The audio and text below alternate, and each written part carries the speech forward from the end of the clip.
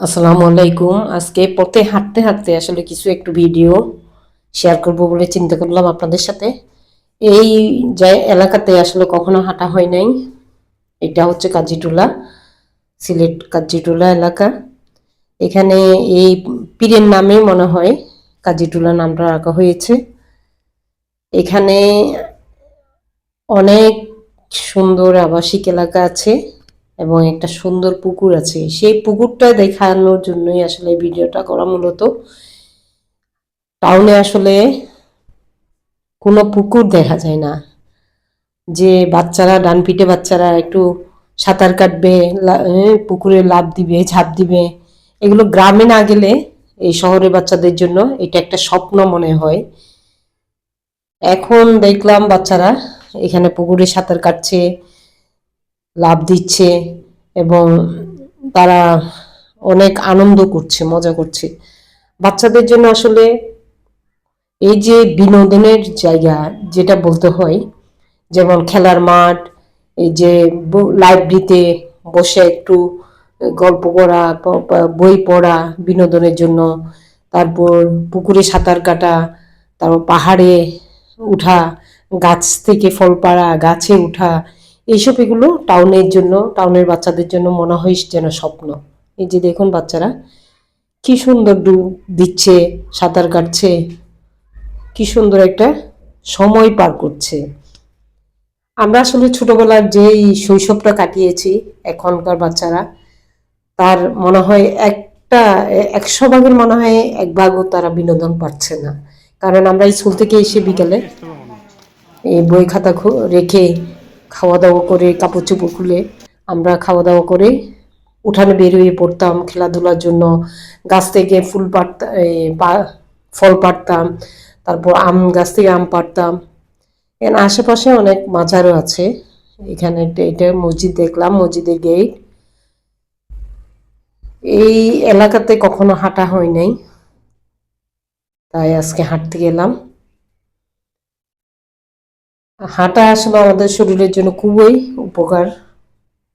যেমন আমাদের শারীরিক পরিশ্রম হয় না, চাকরি করে এসে বাসায় আমরা সোফাতে বসে যাই বা বিছানায় শুয়ে যাই, হেলিয়ে দিয়ে গাটাকে, এই যে আমাদের হাঁটা যায় কত উপকার শরীরের জন্য, সেটা ডাক্তারদের কাছে গেলেই ওনারা বলেন যে আমাদের অন্তত ডেইলি 1 ঘন্টা করে হাঁটা উচিত।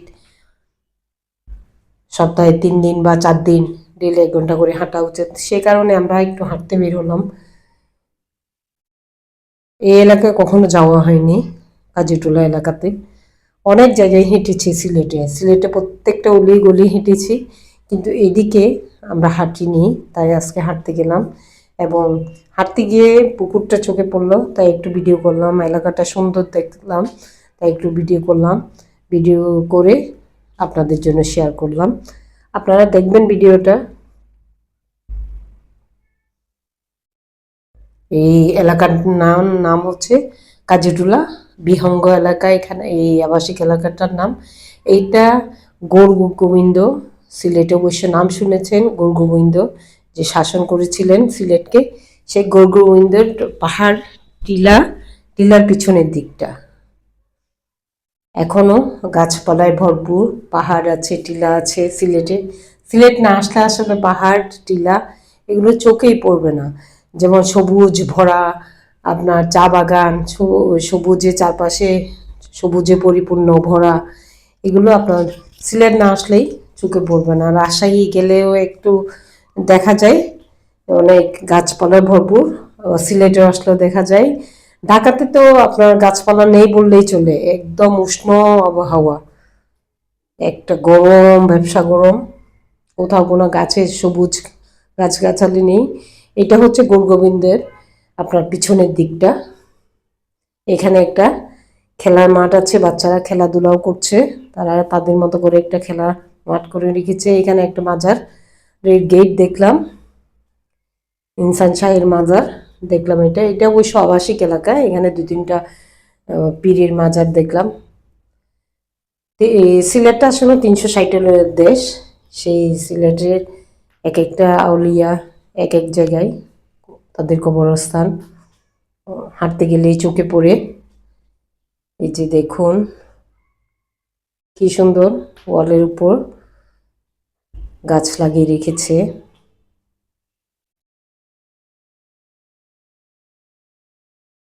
বাচ্চাদের জন্য যে আপনার খেলার মাঠ লাগে, পুকুর লাগে, বন বাদার লাগে, সেটা এখানে সিলেটে এইগুলো চোখে পড়ে এবং বাচ্চারা খুব মজা পায়। কি সুন্দর সুন্দর নাম বাসাবাড়ির, বিবিয়ানা। আমরা হাঁটতে হাঁটতে কাজিটুলা বাজারের দিকে আসলাম। এটা হলো কাজিটুলা বাজার। অনেক জায়গা আছে আসলে সিলেটে ঘোরার মতো, পায়ে হেঁটে দেখার মতো অনেক জায়গা আছে। এইগুলো এখানে একটা বাজার, এটাকে কাজিটোলা বাজার বলে। আমরা ঘুরে হেঁটে প্রায় ঘন্টাখানেক হাঁটলাম এবং কিছু সুন্দর সুন্দর লেবু দেখলাম, কিনলাম, এই কলা দেখলাম, এগুলো কিনলাম। বাংলাদেশে একটা হয় কি সুবিধা আছে বাজার করার জন্য, যেখানেই যাবেন আপনার আপনার নিত্য প্রয়োজনীয় সব কিছুই খুঁজে পাবেন এবং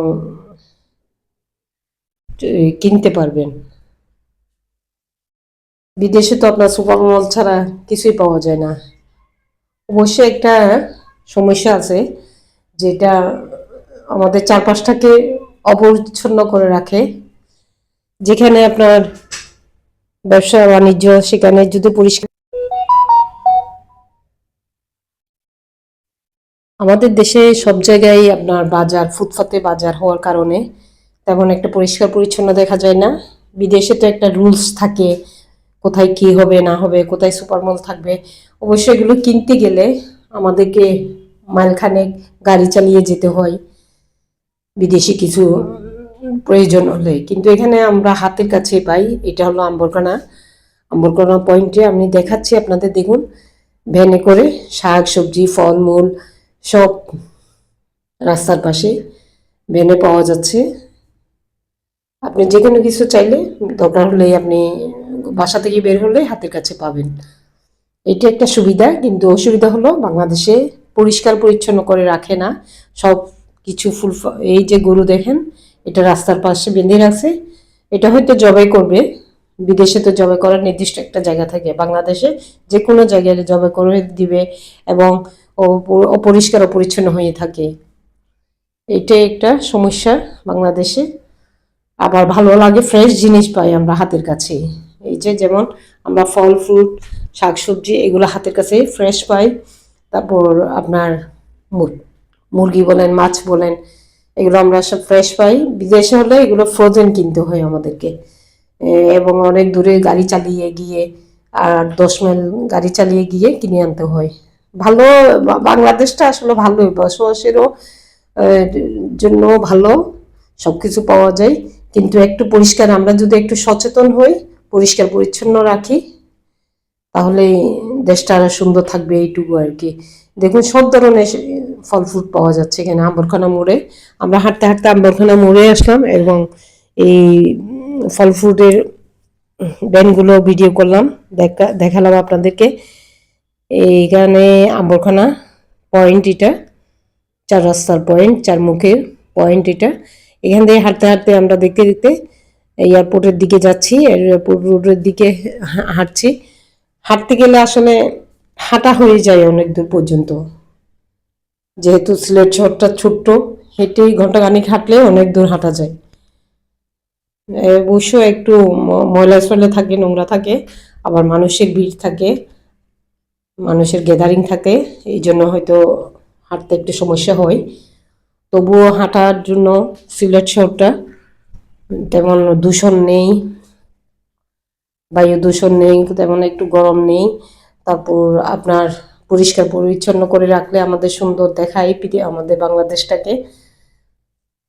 এই যে আমরা এয়ারপোর্ট রোড দিয়ে আসছি সাদা পাথরে যাওয়ার জন্য, এই পরিবহনগুলা আপনারা চাইলে এই পরিবহনগুলাতে উঠে টিকিট করে আপনারা সাদা পাথর দেখে আসতে পারেন। এখানে একটা সুন্দর ফুলের গাছ দেখলাম, এটা ফুল কি পাতা বোঝা যাচ্ছে না, 2-3 কালারের পাতা দেখলাম। আমরা হাঁটতে হাঁটতে এয়ারপোর্ট রুট হয়ে ফুলকলিতে ঢুকলাম, কিছু বাজার করলাম। মানে ঘর সাজানোর জন্য বলেন, খাওয়ার জন্য বলেন, আপনার নিত্য প্রয়োজনীয় সবকিছুই কিন্তু এখানে পাওয়া যাচ্ছে, এখানে পাওয়া যায়।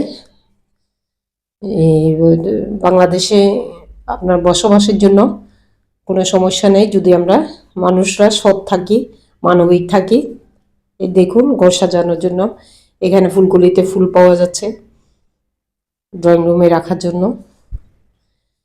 আমরা যদি একটু মানবিকভাবে নিজেরা যদি সুন্দরভাবে চলি, তাহলে আমাদের দেশটা সোনার বাংলাদেশ হয়ে থাকবে এবং একটা দেখার মতো দেশ থাকবে। কারণ আমাদের এখানে পর্যটন যেমন সুন্দর, পরিবেশটাও সুন্দর। কোনো বিদেশে তো 6 মাস আইস থাকে, বাংলাদেশে সেই রকম কোনো সমস্যা নেই। ভিডিওটা শেয়ার করলাম, দেখবেন এবং আমার চ্যানেলটা সাবস্ক্রাইব